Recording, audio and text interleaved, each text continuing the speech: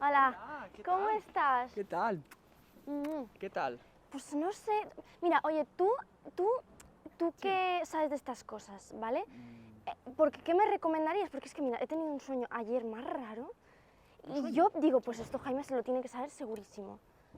Vale, Mira, pues. habían mariposas, pero azules, grandes, grandes, grandes, que dices, un bicho gigante, no sé qué, Vale. ¿vale? Y luego como que se apartaban, se, se apartaban.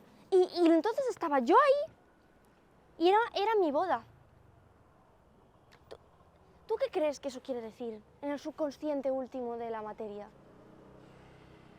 Eso, pues. Doctor, por Difícil, favor, difícil. dígame. A ver, no sé, es que me has pillado así de tan Yo es sopetón. que he pensado ir a su consulta, pero digo, hoy no me viene bien y va al Mercadona. Sí, ya te veo con la bolsa. Ya, es que no nos queda leche en casa. Pues ya. Pero Pues esto la me ha verdad, creado... uf, pues ahora mismo así en caliente no lo sé, pero vamos, si quieres lo investigo un poco los significados y te pasas por la consulta. Ay, doctor, Que, ¿Qué día lo tienes bien para la pues consulta? mire, mañana, cuando sea, Vale, porque es que mi hermana me dijo que es que los sueños significaban cosas raras. sí. Y que yo necesito saber, ¿sabe, doctor? Sí, claro. Porque, Claro. ¿y si tengo una úlcera o algo así? Y no lo estoy No, sabiendo. Y mi no, cerebro me lo está queriendo decir, ¿eh? Me lo está queriendo decir. no creo que quiera decir eso el cerebro. ¿No?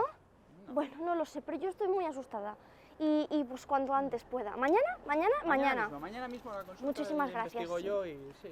Muy bien, gracias. Me deja más tranquila, ¿eh? Vale, adiós.